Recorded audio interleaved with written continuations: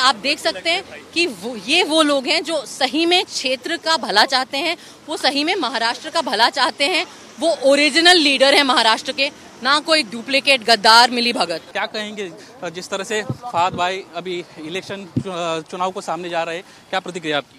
नहीं, मैं of course मैं मतलब उसकी पत्नी हूँ, मैं बहुत खुश हूँ। और ना सिर्फ पत्नी, मुझे लगता है कि हम एक ही किस्म के जो पॉलिटिक्स है उसके हमराही भी हैं। और मुझे लगता है, मेरा पूरा विश्वास है, ऑफ कोर्स हस्बैंड होने के अलावा, कि फहद एक बहुत अच्छा नेता बनेगा, वो एक बहुत अच्छा पीपल्स लीडर बनेगा, क्योंकि वो पीपल में से ही आया है। वो कोई बाहर से इम्पोर्टेड माल नहीं है। वो 2016 से इस क्षेत्र में अणुशक्ति नगर में रेसिडेंट है। उसने पढ़ाई करी है टिस में, यहाँ पर उसने आंदोलन किया है टिस में भी, बाकी भी उसने कोविड में, पूरे कोविड में उसने काम किया है यहाँ पे। और वो आपको दिख रहा है जिस तरह का उसकी हर रैली में, हर मीटिंग में जिस तरीके के क्राउड आ रहे हैं, लोग जुड़ रहे हैं हमारे साथ, ऑर्गेनिक तरीके से जुड़ रहे हैं। वो इसलिए जुड़ रहे हैं क्योंकि वो पहचानते हैं कि ये हमारा बंदा है, ये इसने हमारे साथ काम किया, ये हमारे सुख दुख में खड़ा रहा है। तो मुझे लगता है कि बहुत ये जो है शरद पवार साहब, सुप्रिया ताई, अखिलेश जी और अबू आसिम आजमी साहब की पॉलिटिकल विजन है, उनकी पॉलिटिकल एक्यूमेन है कि उन्होंने सही कैंडिडेट चुना। और दूसरी चीज़ मैं ज़रूर ये कहना चाहूँगी, और आप भी मीडिया वाले ध्यान दें इस पे, कि महाविकास आघाड़ी और इंडिया अलायंस किस तरीके से यूनाइटेड होके लड़ाई लड़ रही है, कि वो उनकी नीयत, उनका ईमान साफ है, वो अंदरूनी पार्टी पॉलिटिक्स में नहीं फंसे। उन्होंने अणुशक्ति नगर में रिकॉग्नाइज किया कि कौन कैंडिडेट सही कैंडिडेट है। वो कैंडिडेट अखिलेश सर ने खुद भेजा, अबू आसिम आजमी साहब ने खुद भेजा, सुप्रिया जी और शरद पवार साहब ने उसको एक्सेप्ट किया, क्योंकि आप देख सकते हैं कि ये वो लोग हैं जो सही में क्षेत्र का भला चाहते हैं, वो सही में महाराष्ट्र का भला चाहते हैं, वो ओरिजिनल लीडर है महाराष्ट्र के, ना कोई डुप्लीकेट गद्दार मिली भगत। फहद भाई ने एक बहुत इंपॉर्टेंट मुद्दे को हाईलाइट किया, ड्रग्स का मुद्दा यहाँ पे उन्होंने हाईलाइट किया। इस मुद्दे को आप किस तरह से देखते हैं? 6-7 साल से आपका यहाँ पे आना जाना है।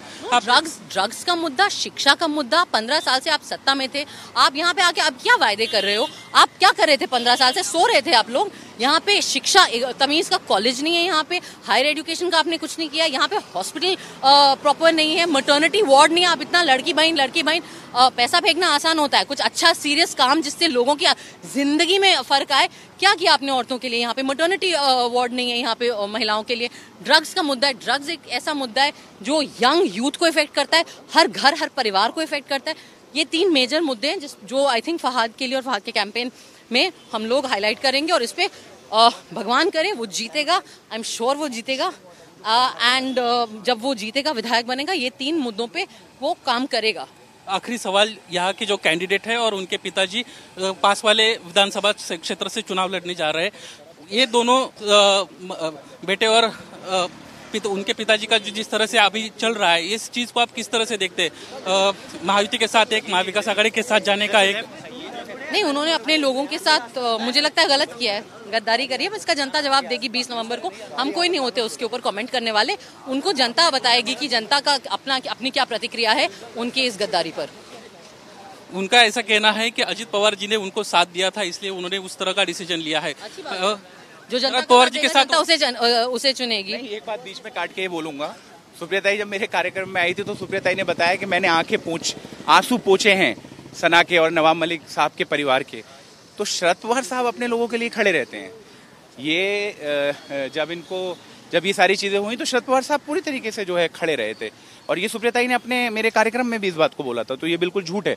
अजित पवार साहब ने हो सकता है साथ दिया, वो साथ देने का मतलब ये है कि मैं विचारधारा भूल जाऊं, साथ देने का मतलब ये है मैं उन लोगों के साथ चला जाऊं जो लोग छत्रपति शिवाजी महाराज की अस्मिता से खिलवाड़ कर रहे हैं।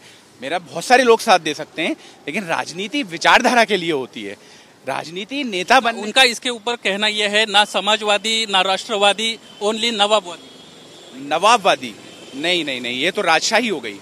राजशाही में ये होता है कि व्यक्ति बड़ा होता है, लोकतंत्र के अंदर व्यक्ति बड़ा नहीं होता, पार्टी बड़ा नहीं होता, भारत का संविधान बड़ा होता है। और भारत के संविधान की जो मजाक इस देश की भारतीय जनता पार्टी ने उड़ाया है, जिस तरह से आए दिन इन्होंने छत्रपति शिवाजी महाराज की अस्मिता के साथ खिलवाड़ किया है, बाबा साहब अम्बेडकर के साथ खिलवाड़ किया है, जनता तैयार रहे। पहली बार ऐसा देखने को मिल रहा है कि चुनाव का इंतजार कैंडिडेट से ज्यादा जनता कर रही है। आपण पाहतोय लोक निवडणुकीचा या ठिकाणी वाट पाहत होते आणि नक्कीच ह्या मतदानाच्या माध्यमातून लोक नेमकी उत्तरं देतील. जनता कुणासोबत आहे हे लवकरच कळेल, अशा पद्धतीची प्रतिक्रिया फवाद अहमद यांना दिली. कॅमेरामन सचिन शिंदेसह निलेश बुदावले, एबीपी माझा, मुंबई.